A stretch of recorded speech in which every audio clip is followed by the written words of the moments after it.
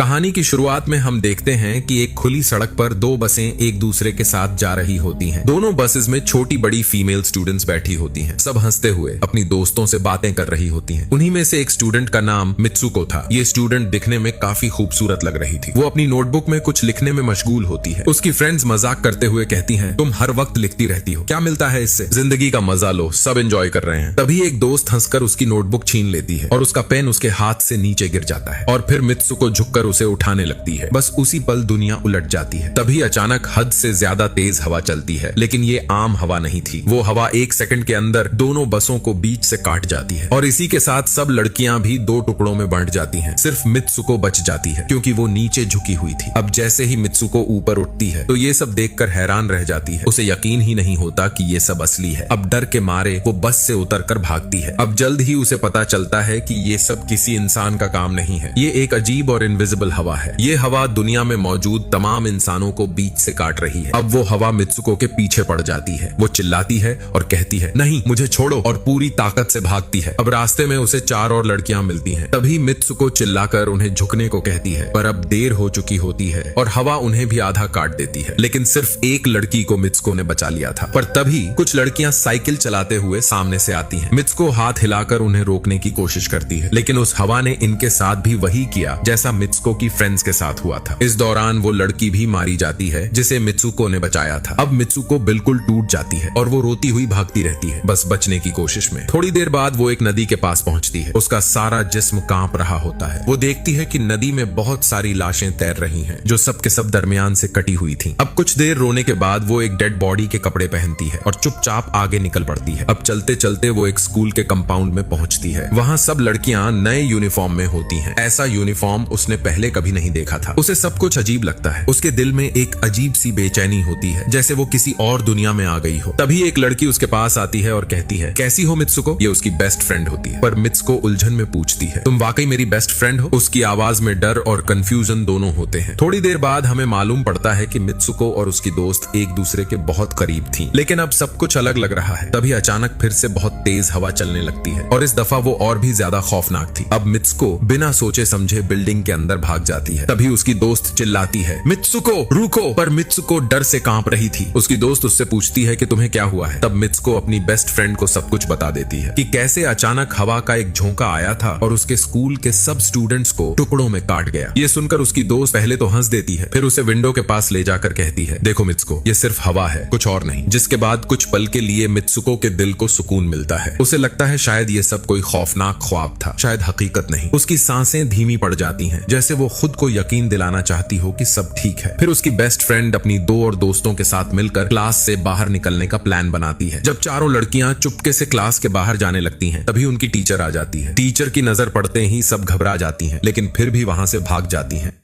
जिसके बाद वो भागते हुए एक तालाब के पास पहुंचती हैं। वहां मित्सुको की बेस्ट फ्रेंड अपनी दोस्तों को भी उस अजीब ख्वाब के बारे में बताती है। तब उनमें से एक लड़की सोच में पड़कर कहती है, हो सकता है ये सब असल में सच हो, जैसे कोई मिरर वर्ल्ड होता है, एक ऐसी दुनिया जो हमारी दुनिया के बिल्कुल उलट चलती है। ये कहकर वो एक पत्थर तालाब में फेंकती है और कहती है, देखो मैंने यहाँ पत्थर फेंका, लेकिन शायद उस दूसरी दुनिया में मैंने नहीं फेंका होगा। ये बात अभी खत्म भी नहीं होती कि अचानक पानी में से एक बड़ा क्रोकोडाइल निकलता है और उनमें से एक लड़की को पकड़कर खा जाता है। ये सब देखकर बाकी सब लड़कियां शॉक में आ जाती हैं। फिर से वो लड़की कहती है, देखा, जो इस दुनिया में होता है वो दूसरी दुनिया में नहीं होता, और शायद उसी दुनिया के मगरमच्छ ने हमारी फ्रेंड को खाया होगा, लेकिन इस दुनिया में वो हमारे साथ है। ये बात सुनकर मित्सुको के दिल में एक और डर घुस जाता है। जिसके बाद वो सब एक बेड के पास जाती हैं जो लेक के किनारे पर पड़ा होता है, और फिर ये लड़कियां उसके तकिए के साथ खेलने लगती हैं और एक पल के लिए सब कुछ नॉर्मल लगता है। लेकिन दूर से दो लड़कियां उन्हें देख रही होती हैं। उनमें से एक दुल्हन जैसे कपड़ों में होती है, क्योंकि दोनों ने एक दूसरे से शादी की होती है। इधर इनमें से एक कहती है, हमें कुछ ऐसा करना होगा जो दूसरी दुनिया में मुमकिन न हो। हमारी किस्मत तो लिखी जा चुकी है, लेकिन हम उसे तोड़ भी सकते हैं। इतने में सब लड़कियां वापस स्कूल आ जाती हैं और उनकी क्लास में सब कुछ शांत लगता है। अब जैसे ही मित्सुको अपनी सीट पर बैठती है तो देखती है एक तकिया जमीन पर पड़ा है। ये देखकर मित्सुको उसे उठाने के लिए झुकती है, तो उसी पल उसकी टीचर अपनी गन निकालकर पूरी क्लास में फायरिंग करने लगती है, जिससे वहां पर मौजूद तमाम लड़कियां मारी जाती हैं। इसके बाद अब मित्सुको जब सिर उठाती है तो देखती है उसके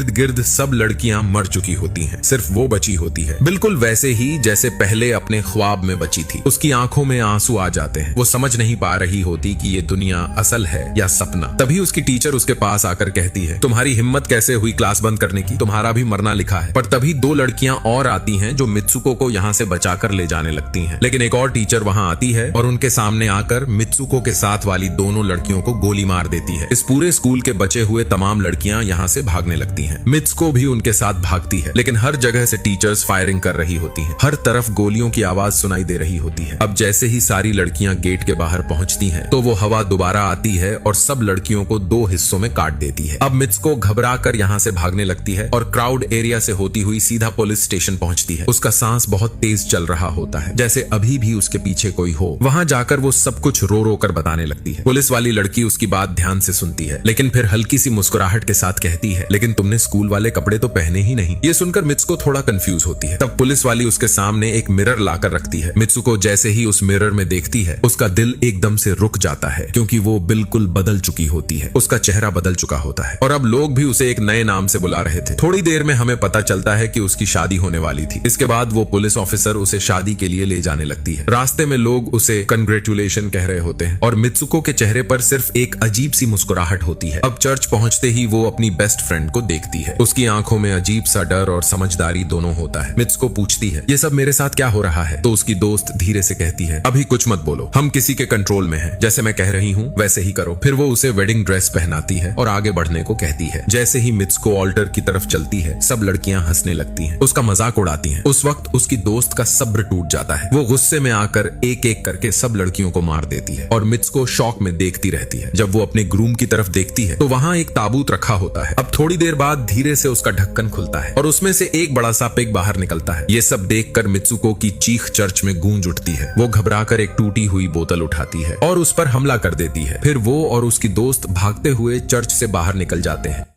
इधर गेट पर दो लड़कियां उन्हें रोकने की कोशिश करती हैं, लेकिन उसकी दोस्त उन्हें भी मार देती है। मित्सुको अब इतनी डरी हुई थी कि उसके आंसू रुक नहीं रहे थे। अब वो भागते हुए अगली गली में आती है, जहां एक और मिरर रखा होता है। जैसे ही वो खुद को देखती है, उसका चेहरा फिर बदल चुका होता है। अब वो किसी और दुनिया में थी, जहां लोग एक रेस में दौड़ रहे थे। तभी उसके पास कुछ लड़कियां आती हैं और कहती हैं, तुम तो बहुत अच्छी रेसर हो, भाग क्यों नहीं रही? ये सुनते ही मित्सुको दौड़ना शुरू कर देती है। उसे अपने अंदर एक अजीब सी एनर्जी महसूस होती है। मित्सुको रेस जीतने की पूरी कोशिश करने लगती है। दौड़ते हुए उसे अपने वे दोस्त भी दिखाई देते हैं, जो कुछ वक्त पहले स्कूल में मर चुके थे। तभी उसकी बेस्ट फ्रेंड भी वहां आ जाती है। ये दोनों देखती हैं कि वही पिग और वो औरतें जो उन्हें चर्च में रोक रही थीं, अब इनकी तरफ आ रही होती हैं। दौड़ते वक्त कुछ लड़कियां मित्सुको से कहती हैं, इस दुनिया से बाहर निकल जाओ। अब हमें आगे दिखाया जाता है कि मित्सुको दौड़ते दौड़ते एक सुनसान और अंधेरी जगह पर पहुंच जाती है। वहां कुछ स्टूडेंट्स दिखते हैं जिन्होंने स्कूल यूनिफॉर्म पहना होता है। वो सब लड़कियां उससे कहती हैं, हम सब मर चुके हैं, अब तुम्हें भी मार देंगे। लेकिन उसी वक्त मित्सुको की बेस्ट फ्रेंड वहां आकर एक लड़की को मार देती है और मित्सुको को वहां से भगा ले जाती है। वो उससे कहती है कि अपना नाम जोर से पुकारो। मित्सुको जोर जोर से अपना नाम लेने लगती है और उसी के साथ वो अपनी असली सूरत में वापस आ जाती है। उसकी बेस्ट फ्रेंड अपना हाथ दिखाते हुए कहती है, प्लीज मेरे हाथ में जो वायर लगी है उसे निकाल दो ताकि मैं इस दुनिया से निकल जाऊं। मित्सुको घबरा जाती है। उसे डर होता है कि कहीं वायर निकालने से उसकी जान न चली जाए। वो उसे बहुत प्यार करती थी, इसलिए पहले तो मना करती है, लेकिन जब उसकी दोस्त ज्यादा फोर्स करती है तो वह वायर खींच देती है। वायर निकालते ही उसकी बेस्ट फ्रेंड का जिस्म दो हिस्सों में बांट जाता है। ये सब देखकर मित्सुको बहुत शॉक में आ जाती है। तभी मित्सुको को एक गेट नजर आता है। वो उस दरवाजे से बाहर निकलती है और देखती है कि अब वो आदमियों की दुनिया में आ चुकी है। वहां उसके पोस्टर लगे होते हैं जिन्हें कुछ लड़के देख रहे होते हैं। एक लड़का उसके पास आकर कहता है, तुम फ्यूचर में हो? ये सुनकर मित्सुको बेहोश हो जाती है। कुछ देर बाद जब उसे होश आता है तो वो आगे बढ़ती है और देखती है कि एक बूढ़ा आदमी एक गेम खेल रहा है। उस गेम में मित्सुको का कैरेक्टर नजर आ रहा होता है। वो आदमी कहता है, मैंने ही ये गेम बनाया है और मैं ही हूँ जो तुम सबको कंट्रोल करता हूँ। तुम तो पहले ही मर चुकी थी, लेकिन मैंने तुम्हारा डीएनए लेकर तुम्हें दोबारा बनाया। ये सुनकर मित्सुको समझ जाती है कि सब एक गेम है। उसे लगता है कि शायद वो अब भी अपनी असली दुनिया में वापस जा सकती है। तभी एक और आदमी आता है और उसे बुलाता है। बूढ़ा आदमी कहता है, अपना लास्ट लेवल कंप्लीट करो। मित्सुको आगे बढ़ती है और उसे अपनी दोस्त की बात याद आती है। अगर हम इस दुनिया में कुछ ऐसा करें जो दूसरी दुनिया में इम्पॉसिबल हो तो हम गेम से निकल सकते हैं। ये याद याद करते ही मित्सुको उस आदमी का गला दबा देती है और कहती है, बस करो, हमारे साथ खेलना बंद करो। ये कहकर वो उस बूढ़े आदमी की छड़ी उठाती है और अपने पेट में घुसा देती है। इससे उसकी मौत हो जाती है। बूढ़ा आदमी सोच भी नहीं सकता था कि मित्सुको ऐसा कुछ कर देगी। इस कदम से उसकी किस्मत पूरी तरह बदल जाती है। वो गेम की दुनिया में तो मर चुकी थी, लेकिन असली दुनिया में अब भी जिंदा होती है। अब हमें दिखाया जाता है कि मित्सुको के बाकी कैरेक्टर्स भी किसी न किसी वजह से अपने आप को मार लेते हैं और वो सब गेम का हिस्सा नहीं रहते। आखिरी सीन में मित्सुको बर्फीली जगह पर लेटी होती है और अब वो अपनी रियल दुनिया में लौट चुकी होती है। और इस तरह ये दिमाग हिला देने वाली कहानी यहीं खत्म होती है। उम्मीद है आपको ये मूवी पसंद आई होगी। मिलते हैं अगली वीडियो में।